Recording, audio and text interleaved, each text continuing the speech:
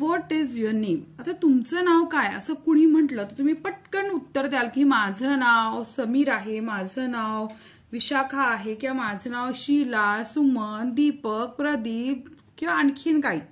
आता इथे मात्र Vihaan, Seema, Mary, John, Ishaan, Aman, Farida, Raj number of names इथे आपल्याला सांगितले. पण आता इथे काय म्हटलंय बघ, I am Jaya, my name is Jaya. आता माझं नाव काय माहिती का, माझं नाव आहे सपना. तर मी काय म्हणणार, माय नेम इज सपना. आता इथे आपण कसं सांगायचं, तुम्हाला प्रश्न विचारल्यावर माय नेम इज किंवा आय एम जया मी म्हणू शकते आय एम सपना किंवा माय नेम इज सपना. ठीक आहे.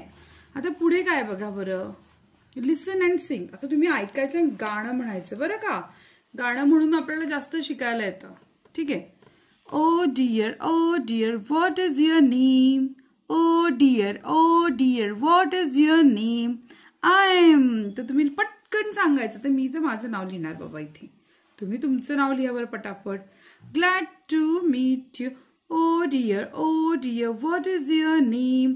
I am Sapna. Glad to meet you. आपल्याला शिकायचं आहे ना, कुणी आपल्याला नाव विचारलं तर आपण त्याला कसा प्रतिसाद द्यायचा. तर इथे पुढे कसं येणार, oh dear how are you. How are you म्हणजे काय, तू कसा आहेस. आपण कसं आहेस तू कसा आहेस. Okay. I am fine thank you. Hope you are to.